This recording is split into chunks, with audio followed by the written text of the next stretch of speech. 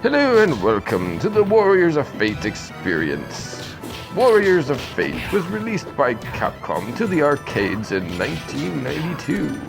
This mostly unknown beat-em-up based on the Tenchi Wu Karu manga. This game is part of the Capcom beat-em-up collection which I, Lord Gamerson, purchased for the PS4. Warriors of Fate takes place over 9 stages set in China's Three Kingdoms period. That is what the original Japanese version is. Over here in North America, the story was changed somewhat. And that's where I, Lord Gamerson, reign. That's what we are going to be looking at here. China has been changed to Mongolia. The big bad overlord, Akila Okan of Shanglo, is all about conquering his neighbors. The great hero Quan Ti, with the help of 5 more great warriors, fight the good fight and take down evil. In Warriors of Fate, you fight as one of 5 fighting fighters. You can fight as Porter, Kasan, Sabutai, Kadan, or Abaka. All these fighters are good to play with except for Kadan. Kadan sucks. His bow sucks, and if you pick him, there's a good chance you'll suck. The enemies are all very standard beat-em-up enemies, but they do keep within their respected time period. You will be battling a variety of foot soldiers, guitar and bow assassins, ninjas, your standard fat men, a bunch of Chun-Li clones, muscle men, and you will be punching, kicking, and throwing your way through 9 levels. In level 1, you'll be fighting the battle on Habuku Slope. You start the level on horseback. If you are playing single player, that is. This is a simple tutorial style level where the highlight is the bridge. The boss here is Gaidu. Yes, Gaidu. He's a badass samurai with a spear. Level 2 is the battle on Habuku Slope.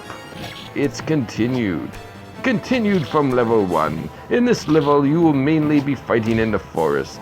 Eventually, you get to a clearing and fight the Mad Bomber Lahaz. Level 3 is known as the New Field region. You fight your way through the same forest as level 2. After a minute or two, you make it to a building. Some kind of ninja headquarters, I figure. It's here you will fight the first boss of the level, Tyrannus. Tyrannus is really a big strong brute with a giant mallet. This guy has a really big life bar, but he's not too tough. Just watch out for his giant mallet and rolling attack and bash him until he's dead. The level isn't over yet though.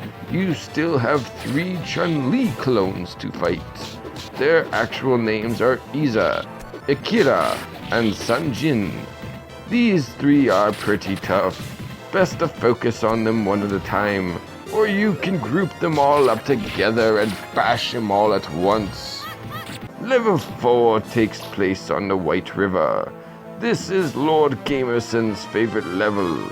You start on a large raft. Make your way to fighting on rooftops. Then it's a nice battle in the White River itself.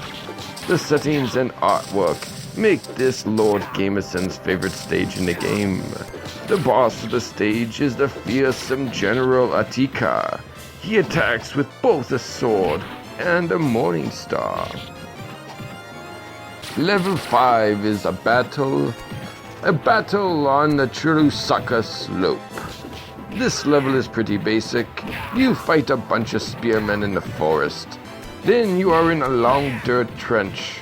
It's kind of like a road, I suppose. It also doubles as an arena in this case. There's a large crowd as you fight your way to the big boss.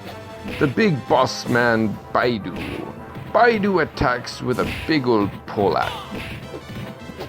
Level 6 is called the Churro Bridge. This level continues the same scene as level 5. You alternate in fighting in the trench and in the forest. Then it's a level boss double feature as you fight Jarek and Desadas. After you take down these two jokers, it's time to move on to level 7. Here we fight along the red wall exterior. You start off fighting on some boats, jumping from boat to boat, as you fight off multiple spearmen and anything else the game wants to throw at you. This includes book power-ups because reading is cool, right? You fight in the ship's cabin, and then it's time for more boat jumping. You made it out of the docks, and now it's time to fight Kublai the Khan, the Samurai Man. Now it's level 8, and we are inside the Red Wall Palace. We start on a very secure log bridge and fight all the way to the palace courtyard. It's then a punch and a kick to the palace. The palace is pretty run down. The colors are drab and there's cracks all over the place.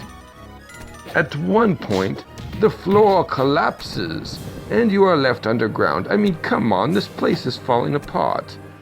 The level boss is Kaibatar, and he will demolish you if you're playing in the arcade, which you aren't because those basically no longer exist. You will need an extra quarter or two for this bastard. Level 9, the final frontier. These are the voyages of Fist Punch and Kick Boy, their continuing mission to explore Asian-inspired countrysides, to seek out violence and vengeance, to boldly go where no one has gone before. Now it's time to beat the final bad Mr. Temjin Khan. You know he's the final boss because he wears a cape. It's a Capcom thing, I think. Oh wait, you also have to fight the killer Okan. He is no challenge, and then the game is over. You have earned the gratitude of the Emperor and the people. The land is at peace.